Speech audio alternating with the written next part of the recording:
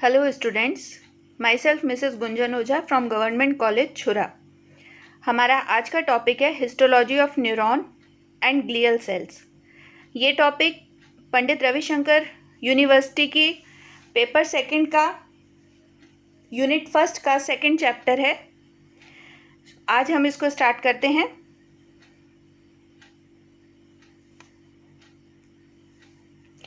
इसमें हमारे जो जो टॉपिक्स कवर होंगे, जो हम पढ़ेंगे, इसमें इसका इंट्रोडक्शन रहेगा, स्ट्रक्चर ऑफ न्यूरॉन रहेगा जिसमें उसके वेरियस पार्ट्स रहेंगे, सोमा, न्यूराइट्स, नेक्स्ट साइनेप्स, उसके बाद न्यूरोट्रांसमीटर, फिर white matter and grey matter, और सबसे लास्ट में रहेगा ग्लियल सेल्स। इंट्रोडक्शन में हम देखते हैं नर्वस सिस्टम बेसिकली क्या है। अभी तक हम लोग नर्वस सिस्टम पढ़ते चले आ रहे हैं, तो नर्वस सिस्टम के बारे में हमने ये पढ़ा है कि ये वो सिस्टम है जो सभी संवेदनाओं को या स्टिमुलस को बाहर से कलेक्ट करेगा और हमारी बॉडी के अंदर होने वाले चेंजेस को भी मोटिवेट करेगा, मिक्स करेगा, और मिक्स करने के बाद में कोऑर्डिनेट करके हमारी बॉडी को रिस्पॉन्स करने के लिए तैयार करेगा। तो basically nervous system collect information from outside and from within body and coordinate between stimulus and responses of the body। ये सिस्टम न्यूरॉन्स का बना होता है। हमें पता ही है इसकी बेसिक यूनिट न्यूरॉन की है, और उस न्यूरॉन्स को जोड़ के रखने वाले जो सेल्स होते हैं वो ग्लियल सेल्स कहलाते हैं। न्यूरॉन्स को रिगार्ड किया जाता है, they are regarded as specialized cells for reception, मतलब किसी भी स्टिमुलस को, किसी भी बाहर से आने वाली स्टिमुलस को रिसीव करेंगे, उसको इंटीग्रेट करेंगे सिस्टम में ले जाकर, उसको इंटरप्रीट करेंगे, रीड करेंगे, और ट्रांसमिशन ऑफ इंफॉर्मेशन करेंगे। कहने का मतलब ये कि सेंसरी ऑर्गन्स किसी भी स्टिमुलस को रिसीव करेंगे जो ब्रेन तक जाएंगे, और ब्रेन में जाने के बाद में जिस भी तरीके का रिस्पॉन्स बॉडी को या ब्रेन को या स्पाइनल कॉर्ड को उस पर्टिकुलर स्टिमुलस के लिए देना है, वो रिसीव करके और उस इंफॉर्मेशन को प्रोड्यूस किया जाएगा। अब इसी इंट्रोडक्शन के बाद नेक्स्ट पोर्शन हमारा आता है structure of typical motor neuron. जैसा कि हमने वहाँ पर पढ़ा था, यहाँ पर हम न्यूरॉन का स्ट्रक्चर देखेंगे। तो न्यूरॉन को अगर बेसिकली देखा जाए तो इसमें दो ही मेन पार्ट्स होते हैं, एक साइटॉन और दूसरा होता है न्यूराइट। साइटॉन जो होता है वो सेल बॉडी होती है, और न्यूराइट जो है वो इसके प्रोसेस हैं, जो कि सेल के अंदर निकले हुए जितने भी स्ट्रक्चर्स हैं, जो भी प्रोसेस हैं, वो न्यूराइट कहलाते हैं। अब यहाँ पर अगर हम स्ट्रक्चर देखने जाएँ तो ये हमें दिखाई दे रहा है साइटॉन। इस साइटॉन के अंदर इसको और भी बहुत सारे नाम दिए गए हैं। साइटॉन को सेल बॉडी भी कहा जाता है, इसको सोमा भी कहा जाता है, और इसको पेरिकैरियन भी कहा जाता है। अब इस सेल में, क्योंकि टिपिकल एक स्ट्रक्चर है सेल का, तो इसके अंदर वो सारे ऑर्गेनल्स प्रेजेंट होंगे जो हम एक नॉर्मल टिपिकल सेल में पढ़ते हैं। बस यहाँ पर अंतर ये रहेगा कि जो एंडोप्लाज्मिक रेटिकुलम है वो कन्वर्ट हो जाता है निसल्स ग्रैन्यूल में। ये स्पेशलाइज सेल हो जाते हैं यहाँ पर, जिनका मेन काम हो जाता है प्रोटीन को सिंथेसाइज करने का, क्योंकि यहाँ पर जितने ज़्यादा प्रॉपर प्रोटीन का फॉर्मेशन होगा, उसी एक्टिविटी के, उसी एक्टिवनेस के साथ में सेल इम्पल्सेस को या किसी भी मैसेज को आगे ट्रांसमिट करने में हेल्प करेगा। उसके बाद हम यहाँ पर इसमें देखते हैं सभी ऑर्गेनल, सभी चीज़ें उपस्थित हैं। यहाँ पर न्यूरोफिब्रिल्स हैं, यहाँ पर आप देख रहे हैं क्रोमेटोफिलिक सेल्स हैं, एंडोप्लाज्मिक, रफ एंडोप्लाज्मिक रेटिकुलम है, गोल्गी बॉडी है, न्यूक्लियोलस है, निसल्स ग्रैन्यूल है, ये सभी स्ट्रक्चर्स यहाँ पर उपस्थित हैं। अब हम बाहर की तरफ देखेंगे, छोटे छोटे प्रोसेस निकले हुए हैं। इन छोटे छोटे प्रोसेस को हम कहते हैं डेंड्राइट्स।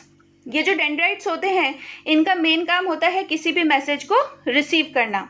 अगर हम इसकी हिस्टोलॉजी देखने जाएं तो यहाँ साइड में जो स्ट्रक्चर बना हुआ है, यहाँ पर हम डेंड्राइट्स के ऊपर छोटे छोटे डॉट्स देख पा रहे हैं। ये जो छोटे छोटे डॉट्स हैं ये स्पाइंस कहलाते हैं, न्यूरल स्पाइंस। इनका मेन काम होता है कि यही पर्टिकुलर साइनेप्स करते हैं किसी पिछले वाले सेल के एंडिंग से। यहाँ पर किसी भी दूसरे, जो इससे पहले एक्सॉन रहेगा, उसकी एंडिंग आकर के इसके साथ में मैसेज एक्सचेंज करेगा, मतलब वो डीपोलराइजेशन की वेव लेकर के आएगा, इस पर्टिकुलर जगह पर आकर के साइनेप्स कंप्लीट होगा। तो इस तरीके से यहाँ पर हम देख सकते हैं इसके इतने सारे प्रोसेस निकले हुए हैं, इतने सारे डेंड्राइट्स निकले हुए हैं। ये सारे डेंड्राइट्स जो हैं मैसेजेस को रिसीव करेंगे। तो एक तरीके से हम ये कह सकते हैं किसी भी न्यूरॉन का या नर्व सेल के जो स्ट्रक्चर्स निकले हुए हैं, जो डेंड्राइट्स निकले हुए हैं, ये इसके कान हैं बेसिकली। तो ये कान जो है वो मैसेजेस को सुनते हैं, और अराउंड 1 सेल के जितने भी डेंड्राइट्स हैं वो लगभग 10,000 सेल्स के साथ कोऑर्डिनेट कर सकता है। इतने सारे साइनेप्सिस का फॉर्मेशन ये कर सकता है। अब इसके बाद जब हम साइटोन को देख करके आगे चलेंगे तो यहाँ हमको दिखाई दे रहा है कि स्ट्रक्चर एक्सॉन हिलॉक। ये जो एक्सॉन हिलॉक है ये बेसिकली वो एरिया दिखाता है जहाँ पर साइटोन खत्म हो रहा है और आपका एक्सॉन स्टार्ट हो रहा है, ये वो पर्टिकुलर एरिया है। और इसके बाद ही जस्ट फर्स्ट स्ट्रक्चर आता है जिसको इनिशियल सेगमेंट या इनिशियल रीजन कहा जाता है।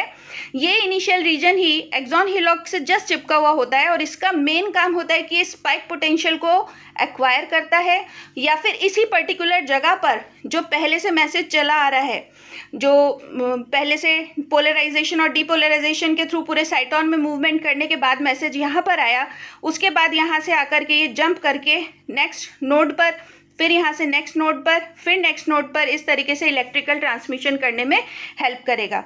तो यहाँ पर ये जो स्ट्रक्चर है ये साइटोन, ये डेंड्राइट्स के ऊपर स्पाइन्स के बाद यहाँ पर स्ट्रक्चर एक्सॉन हिलॉक, और एक्सॉन हिलॉक से जस्ट चिपका हुआ स्ट्रक्चर होता है इनिशियल सेगमेंट। इस इनिशियल सेगमेंट पर ही स्पाइक पोटेंशियल अचीव होता है और जब स्पाइक पोटेंशियल आता है तभी उसके बाद मैसेज आगे की तरफ बढ़ता है। फिर यहाँ पर ये हमको दिखाई दे रहा है ये पूरा एक्सॉन का टेल है।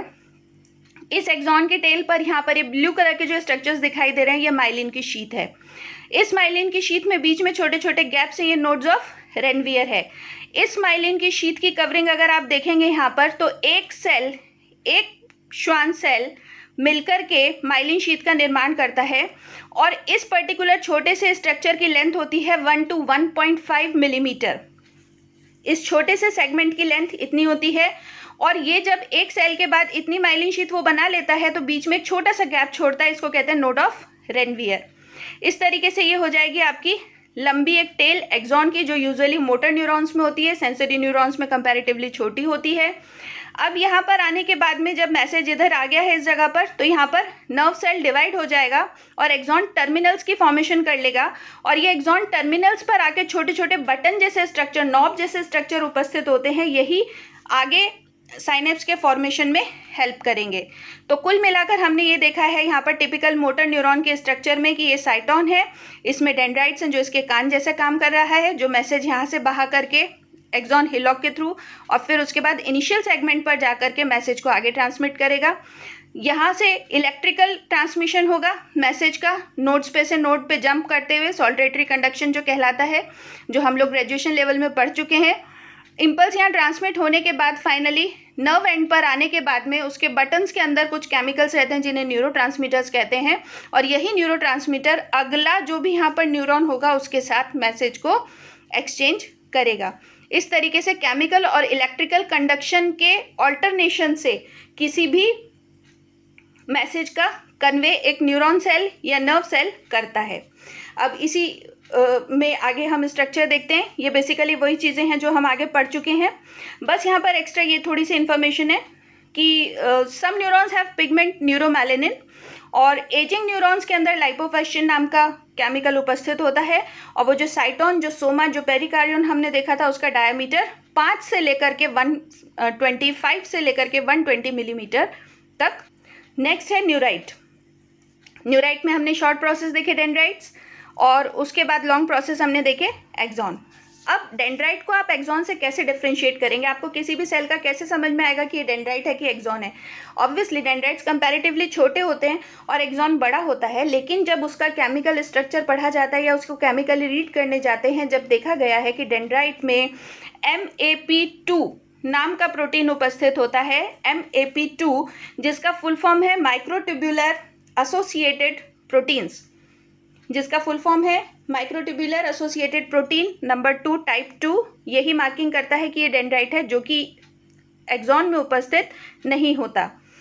ये इसके बहुत सारे नंबर्स हो सकते हैं, डेंड्राइट बहुत सारे नंबर्स में होते हैं, बहुत सारे होते हैं। इनके द्वारा जो भी एरिया ऑक्यूपाई किया जाता है, जितने एरिया में फैले हुए होते हैं, वो डेंड्राइटिक फील्ड कहलाता है। अब स्पाइन, जैसा कि मैं आपको बता चुकी हूँ पहले, डेंड्राइट पर जो स्पाइन है प्लस स्मूथ एंडोप्लाज्मिक रेटिकुलम, ये दोनों मिलकर के बनाते हैं स्पाइन का एपरेटस। अब देखते हैं एक्सॉन के बारे में। एक्सॉन मैसेजेस को दूर लेकर के जाता है किसी भी नर्व सेल से। इसमें हिलॉक इनिशियल सेगमेंट हमने देख लिया, उसके बाद during its formation axon comes in contact with Schwann cells and invaginate into it forming mesaxon. अब इसी चीज़ को हम लोग आगे पढ़ेंगे कि माइलिन की शीट का निर्माण किस तरीके से होता है, और जब ये माइलिन शीट का निर्माण होता है तब वो फाइनली बाहर की लेयर जो है neurilemma and lipids form myelin sheet. अब देखते हैं किस तरीके की संरचना है। यहाँ हम देख रहे हैं माइलिनेटेड एक्सॉन।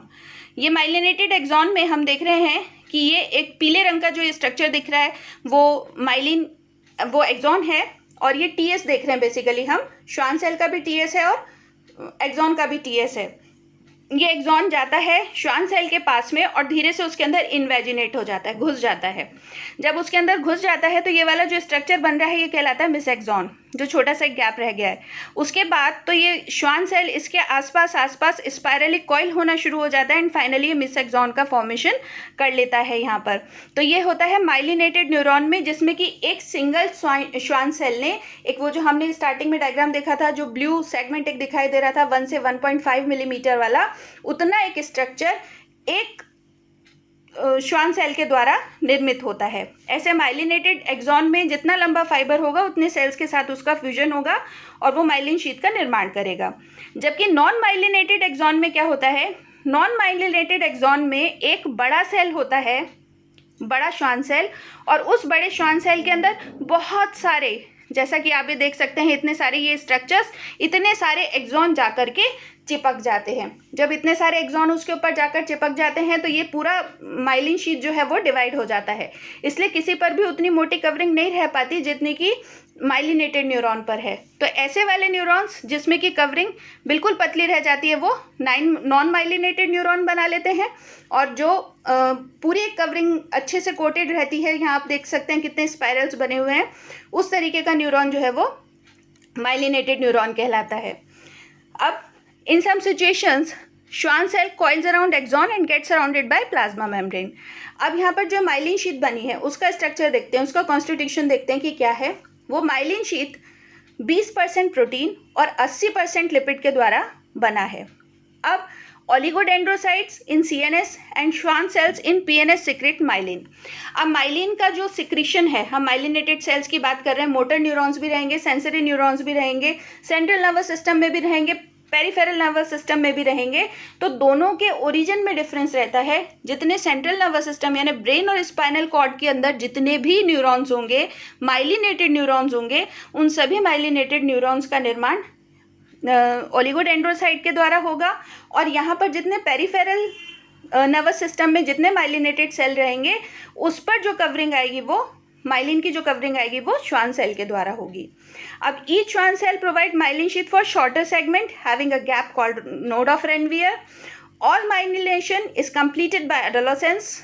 प्यूबर्टी की एज आते आते तक माइलिनेशन का प्रोसेस कंप्लीट हो जाता है।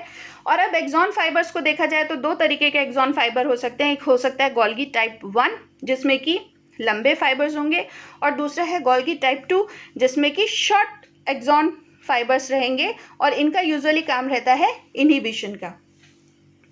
अब non myelinated axon invaginated into Schwann cells, वही वाला पॉइंट जो आपको वहाँ पर डायग्राम में शो किया था, वही चीज़ है यहाँ पर कि सिंगल श्वान सेल में बहुत सारे फ्यूज हो जाते हैं। Now axon break up into short branches telodendria having end knobs और बटन्स। अब type of neuron on the basis of their structures, कितने तरीके के न्यूरॉन्स हो सकते हैं। यहाँ सबसे पहले हम देखेंगे, ये है आपका multipolar neuron. Multipolar neuron normally motor neuron है जिसका स्ट्रक्चर हमने देखा था। उसके बाद हम देख रहे हैं यूनिपोलर न्यूरॉन। यूनिपोलर न्यूरॉन जो होता है वो इनवर्टिब्रेट ऑर्गेनिजम्स में मिलेगा, लोअर ऑर्गेनिजम्स में मिलेगा, जिसमें केवल एक ही साइड रहेगी और वो सभी मैसेजेस को कन्वे करती है। बाइपोलर न्यूरॉन जो है उसमें एक साइड डेंड्राइटिक साइड रहेगी, यानी एक तरफ से मैसेजेस रिसीव करेगा, और दूसरी साइड एक्सॉनिक साइड रहेगी जो कि मैसेजेस को आगे कन्वे करेगा। ये यूजुअली हमारे सभी सेंस ऑर्गन्स के अंदर उपस्थित होता है। बाइपोलर न्यूरॉन सेंस ऑर्गन्स में होता है, जैसे कि हम आइज में अगर रॉड्स एंड कोन्स का स्ट्रक्चर देखेंगे तो उसमें इसी तरीके का स्ट्रक्चर होता है, और फाइनली इसके एक्सॉन एंड मिल करके ऑप्टिक फाइबर का निर्माण करते हैं, ऑप्टिक नर्व का निर्माण करते हैं। उसी तरीके से ऑल्फैक्टरी नर्व का निर्माण होता है, और उसी तरीके से ऑडिटरी नर्व का निर्माण होता है। छोटे छोटे स्ट्रक्चर्स छोटी छोटी नर्व्स निकल करके इकट्ठी होकर के एक कॉक्लियर नर्व का निर्माण करते हैं। और लास्ट टाइप का सेल है पिरामिडल सेल, जिसमें आप देख रहे हैं कि बहुत सारा ट्री जैसा एक्सॉन वाला जो पोर्शन है और डेंड्राइट वाला जो पोर्शन है वो ट्री के जैसा है। ये सेल्स कहलाते हैं पिरामिडल सेल्स। तो मल्टीपोलर सेल्स जैसा कि आप देख पा रहे हैं स्पाइनल कॉर्ड में उपस्थित होता है, यूनिपोलर इनवर्टिब्रेट्स में, बाइपोलर सेंस ऑर्गन्स में, और पिरामिडल सेल्स जो हैं वो हिप्पोकैम्पल रीजन में उपस्थित होते हैं। अगली संरचना जो हम देखते चले आ रहे हैं सिनॉप्सिस, उस सिनॉप्सिस में अभी तक हम न्यूरॉन का स्ट्रक्चर पढ़ रहे हैं, उसी में अगला पार्ट जो है वो साइनेप्स का है। अब साइनेप्स क्या है? साइनेप्स हमने देखा था कि पिछला वाला न्यूरॉन इस वाले नए वाले न्यूरॉन को मैसेज कन्वे करेगा, तो वहाँ से जो मैसेज वो लेकर के आ रहा है वो केमिकली ट्रांसमिट करेगा, और वो केमिकल मूवमेंट किस तरीके से इलेक्ट्रिकल में कन्वर्ट होता है और फिर वो आगे उस चीज़ को कन्वे करता है, ये कहलाता है साइनेप्स। पिछले वाले और अगले वाले के बीच में जो कनेक्शन है वो कहलाता है साइनेप्स। अब साइनेप्स कितने प्रकार के हो सकते हैं? सबसे कॉमन प्रकार का है एक्सोडेंड्राइटिक। एक्सोडेंड्राइटिक का मतलब एक्सॉन का एंडिंग, पहले वाले के एक्सॉन का एंडिंग, और डेंड्राइटिक का मतलब है अगले वाले न्यूरॉन का डेंड्राइट का पोर्शन। सबसे कॉमन तरीके का जो साइनेप्स होता है वो एक्सोडेंड्राइटिक है। उसके बाद एक्सोसोमेटिक हो सकता है। एक्सोसोमेटिक पिछले वाले का एक्सॉन का एंडिंग और दूसरे वाले का सेल से direct, instead of dendrite cell के साथ में कनेक्शन हो रहा है। एक्सोनिक साइड बाय साइड हो, जहाँ पर इनिशियल सेगमेंट पर आप देख पा रहे हैं कि इनिशियल सेगमेंट पर मैसेज कन्वे करेगा, यानी पिछले वाले न्यूरॉन के एक्सॉन की एंडिंग और दूसरे वाले एक्सॉन का इनिशियल सेगमेंट हमने देखा था हिलॉक के बाद में। जो तो एक हमने स्ट्रक्चर देखा था एक्सॉन में, हिलॉक जो वाला एरिया था, हिलॉक के बाद में इनिशियल सेगमेंट का एरिया था, उस इनिशियल सेगमेंट के साथ में कनेक्शन हो जाने पर एक्सोएक्सोनल। फिर है डेंड्रोएक्सोनक, यानी कि डेंड्राइट, पिछले सेल का डेंड्राइट और किसी दूसरे सेल के एक्सॉन के साथ में कनेक्शन करे। ऐसा कहाँ पर होगा? पार्ट ऑफ ब्रेन थैलेमस में इस तरीके का होगा।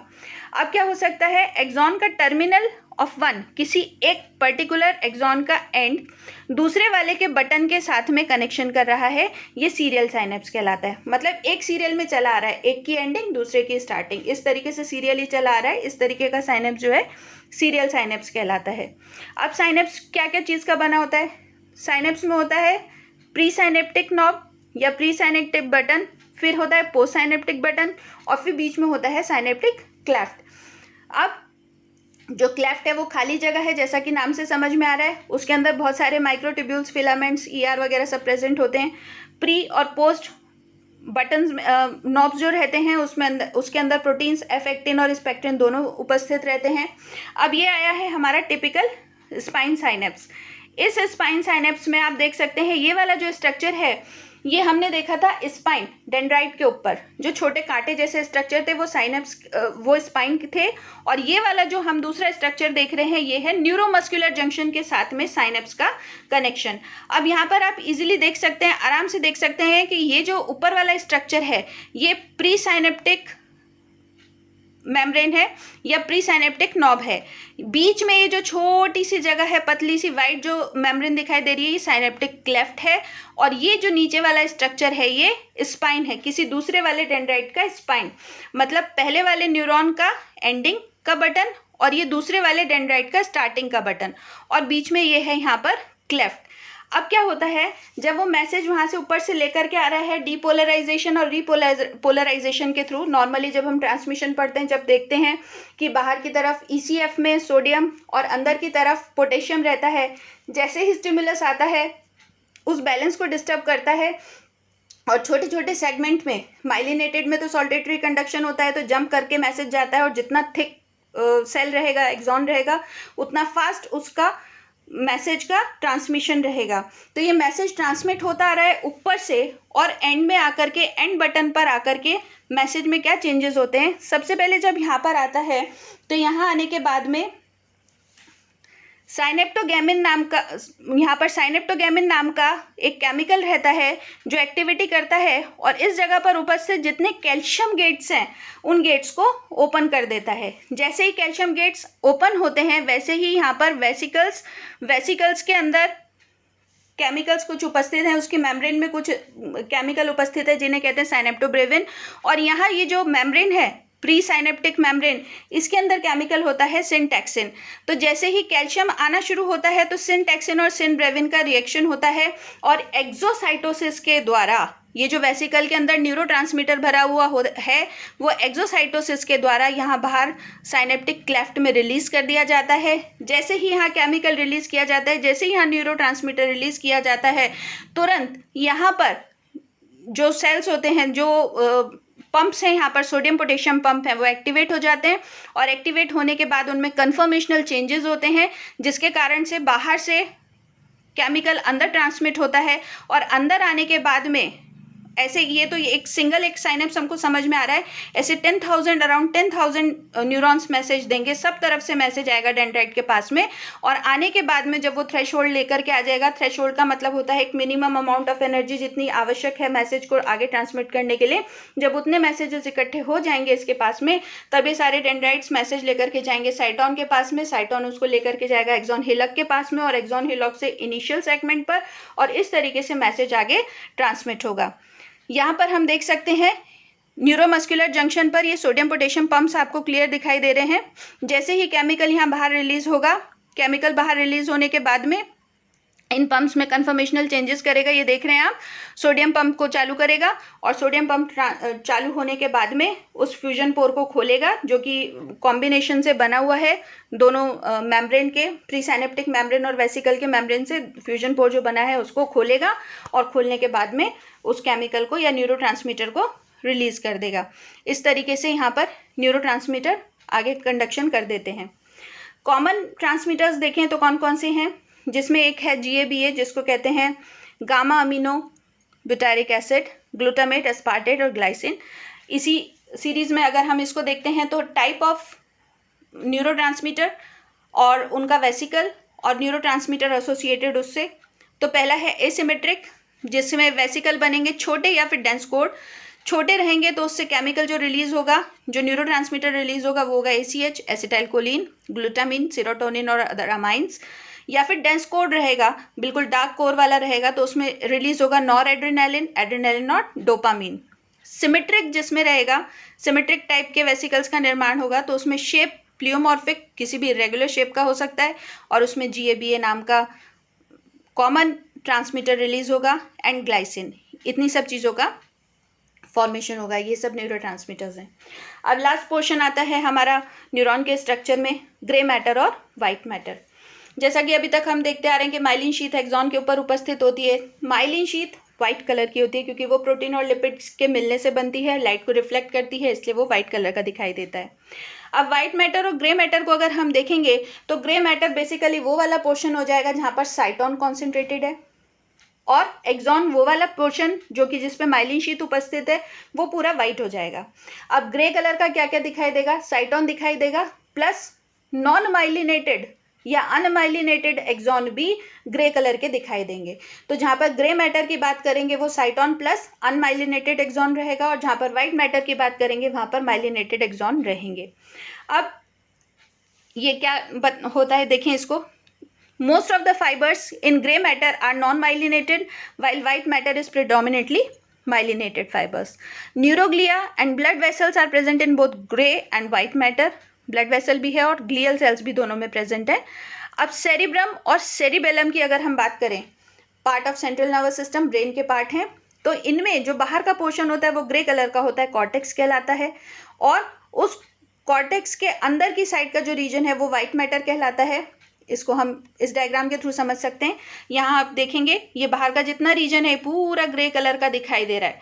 ग्रे कलर का मतलब है यहाँ पर आपका साइटोन वाला रीजन प्रेजेंट है या फिर नॉन माइलिनेटेड न्यूरॉन्स हैं, प्लस यहाँ पर बीच में जो है जितना हिस्सा आपको दिखाई दे रहा है वो व्हाइट कलर का दिखाई दे रहा है, मतलब यहाँ पर माइलिनेटेड न्यूरॉन उपस्थित है। ब्रेन के साथ में ये है ब्रेन स्टेम का पोर्शन। इसमें देख सकते हैं कि बाहर पूरा हिस्सा जो है वो व्हाइट कलर का है और बीच में ग्रे पोर्शन प्रेजेंट है। बिल्कुल यही स्ट्रक्चर जो है वो आपका स्पाइनल कॉर्ड का भी होता है। स्पाइनल कॉर्ड में बाहर की तरफ जो रीजन है पूरा वाइट रहेगा और बीच में जो है वो स्ट्रक्चर ग्रे कलर का रहेगा। तो इस तरीके से ये डिस्ट्रीब्यूशन होता है वाइट मैटर का और ग्रे मैटर का सेंट्रल नर्वस सिस्टम में। इसके बाद नर्व की हिस्टोलॉजी कंप्लीट होने के बाद नेक्स्ट पोर्शन है हमारा ग्लियल सेल्स का। अब ग्लियल सेल्स हमने देखा ही था कि न्यूरॉन्स के साथ में ग्लियल सेल मिलकर के नर्वस सिस्टम का निर्माण कर रहे हैं। तो ग्लियल सेल्स का लिटरल मीनिंग होता है ग्लू या गोंद। तो ये वो वाले सेल्स हैं जो कि नर्वस सिस्टम को जोड़ने में सहायता करते हैं। अब ये सेल्स कंटिन्यूसली डिवाइड होते रहते हैं इवन इन अडल्टहुड। बड़े हो जाने के बाद में भी इन सेल्स का डिवीजन चलता रहता है। Proliferation is noticeable even after injury to the brain like a stroke. Brain में कोई चोट भी लग जाने के बाद में भी इनका प्रोलिफरेशन, इनका बनना चलता रहता है।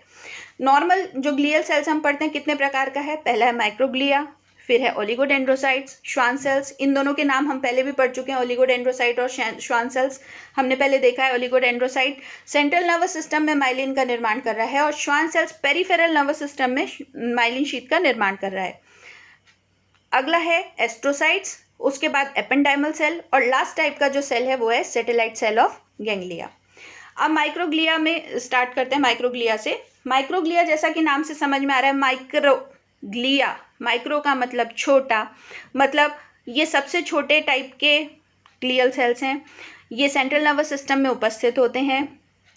इनका ओरिजिन जो है बेसिकली वो मैक्रोफेज के प्रकार का होता है, ब्लड के साथ ओरिजिनेट हुए हुए टाइप का इसका स्ट्रक्चर रहता है और इसका न्यूरल सेल से कम कनेक्शन है।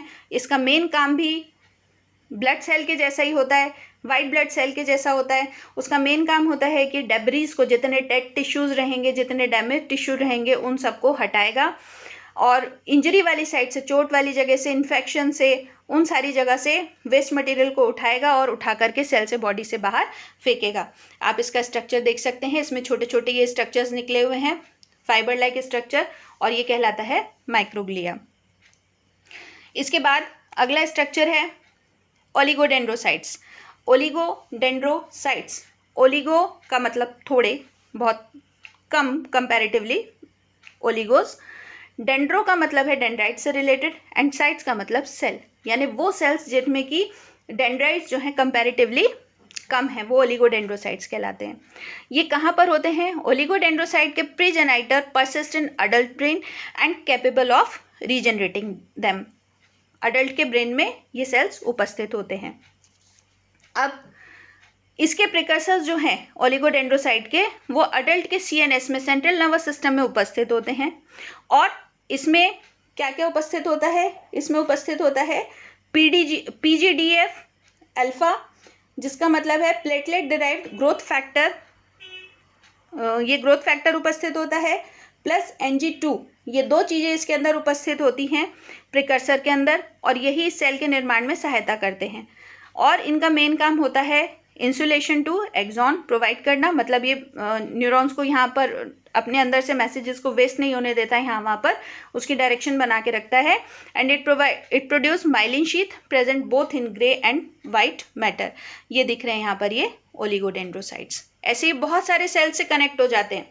ये वाली साइड यहाँ नीचे से चिपकी हुई है, इस वाले आर्म पर कोई दूसरा एक्सॉन, इस वाले पर कोई तीसरा, और इधर कोई चौथा सेल कनेक्ट हो जाएगा। इस तरीके से काफ़ी सारे सेल्स को कनेक्ट करके रखते हैं और जितने सेल्स को कनेक्ट करते हैं उनमें माइलिन का सिक्रीशन करने में सहायता करते हैं।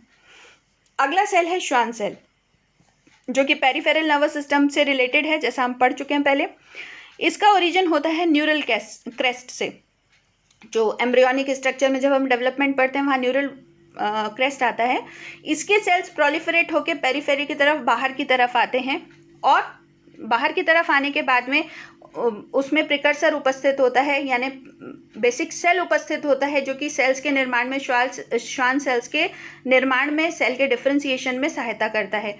जब सेल्स का डिफ्रेंसिएशन होता है तो दो प्रकार के सेल्स का निर्माण हो सकता है, जिसमें बड़ा एक्सॉन हो, जिसमें हाई इम्पल्स, इस हाई स्पीड इम्पल्स को ट्रैवल करने की या अपने थ्रू ट्रांसमिट करने की पावर हो, वो सेल्स कन्वर्ट हो जाते हैं माइलिनेटेड में। और दूसरे प्रकार के सेल्स जिनके स्लेंडर, जिनका पतला एक्सॉन होगा, वो, और जो धीरे धीरे मैसेज को कन्वे कर सकेंगे, ऐसे सेल्स कन्वर्ट हो जाते हैं नॉन माइलिनेटेड श्वान सेल्स में। और इसका मेन फंक्शन हम पढ़ ही चुके हैं। इसका मेन फंक्शन है माइलिन का निर्माण करना। अगला प्रकार है एस्ट्रोसाइट्स। अब astrocytes again central nervous system का पार्ट है। एस्ट्रो जैसा कि नाम से समझ में आ रहा है, स्टार, तो इसकी शेप जो है वो स्टार की जैसी होती है। यहाँ आप देख सकते हैं सॉरी, ये स्टार की शेप का यहाँ पर एस्ट्रोसाइट उपस्थित है। इसका मेन काम क्या है? इसका मेन काम है कि एक तो ये सबसे पहली चीज़, ये सबसे ज़्यादा नंबर में मिलने वाला है सेल्स, सबसे ज़्यादा मिलने वाले ग्लियल सेल्स एस्ट्रोसाइट्स हैं। इसका मेन फंक्शन है ट्रॉफिक सपोर्ट, फीडिंग में हेल्प करता है सेल की। इसके बाद इसका फंक्शन है कि सेल सिग्नलिंग में हेल्प करता है by GFAP important marker. GFAP का फुल फॉर्म है ग्लियल फिब्रिलरी एसिड प्रोटीन। ये एक इम्पॉर्टेंट मार्कर है, इसके काम करता है। ये सेल्स सेंसिटिव होते हैं, सेंसिटिव टू पोटेशियम पंप। अब ये दो तरीके के हो सकते हैं, फाइब्रस एस्ट्रोसाइट या फिर प्रोटोप्लाज्मिक एस्ट्रोसाइट। अब फाइब्रस एस्ट्रोसाइट जो है, इसमें इंटरमीडिएट फिलामेंट्स प्रेजेंट होते हैं और ये वाइट मैटर के अंदर उपस्थित है, जबकि प्रोटोप्लाज्मिक जो है वो पोटेशियम के बैलेंस को बनाकर रखता है और इसके अंदर ग्रे कलर का या ग्रेन्युलर साइटोप्लाज्म उपस्थित होता है। और सबसे मुख्य फंक्शन जो है एस्ट्रोसाइट का वो है ब्लड ब्रेन बैरियर। ये सेल्स जो हैं कैपिलरीज के ऊपर चिपक जाते हैं और बिल्कुल कैपिलरीज में, क्योंकि एकदम टाइट जंक्शंस बने रहते हैं, तो ये टाइट जंक्शन बनाते हैं ब्रेन के और कैपिलरीज के बीच में, जिससे कि कोई भी अनवांटेड चीज़ ब्रेन के अंदर ब्लड फ्लो के थ्रू ब्रेन के अंदर न चले जाए। तो ब्रेन को बचाने के लिए ये एक बैरियर का काम करते हैं, ब्लड ब्रेन बैरियर का फंक्शन परफॉर्म करते हैं ये एस्ट्रोसाइट सेल्स। नेक्स्ट है एपेंडाइमल सेल्स। एपेंडाइमल सेल्स, इनकी शेप आप देख सकते हैं, ये क्यूबॉइडल या कॉलमनार तरीके के सेल दिख रहे हैं और ये पूरे वेंट्रिकल्स को और स्पाइनल कॉर्ड को लाइन करके रखते हैं। अब वेंट्रिकल्स क्या है? कैविटी, ब्रेन की फर्स्ट सेकंड थर्ड हम पढ़ते हैं ब्रेन की कैविटीज़, उन कैविटीज़ के अंदर लाइनिंग करता है। अब ये वाले सेल्स जो हैं ऊपर सीलिएटेड दिख रहे हैं। जहाँ पर भी सीलिएटेड सेल हमारी बॉडी के अंदर उपस्थित होते हैं, उसका मेन काम होता है किसी चीज़ को मूव करने का। तो बेसिकली ये यहाँ पर लिक्विड को मूव करने में सहायता करते हैं। और ये सेल्स जिस जगह पर उपस्थित हैं, ये सेंट्रल सेरिब्रोस्पाइनल फ्लूइड के सिक्रीशन में सहायता करते हैं। आप देख रहे हैं CSF का सिक्रीशन करते हैं कोरॉइड प्लेक्सस से। अब इन सेल्स में माइक्रोविलाई उपस्थित है एब्जॉर्प्शन के लिए और ये टाइट जंक्शन के द्वारा जुड़े रहते हैं। लास्ट सेल हैं सैटेलाइट सेल्स ऑफ गैंग्लिया। ये सेल्स आपको मिलेंगे सेंसरी सेल्स के साइटोन पर। ये जो स्ट्रक्चर आपको दिखाई दे रहा है पीला जो नीचे दिखाई दे रहा है, ये सेंसरी सेल का साइटोन वाला हिस्सा है और इस पर ये जो छोटे छोटे सेल दिख रहे हैं, ये है सपोर्टिव सेल्स या फिर सैटेलाइट सेल्स। ऑब्वियसली ये PNS में उपस्थित होते हैं और गैंग्लिया का निर्माण करते हैं। एक जैसी नर्व्स मिलकर के गैंग्लिया का निर्माण करती हैं और इनका मेन फंक्शन होता है ट्रॉफिक या फिर इनका मेन फंक्शन है सपोर्टिव।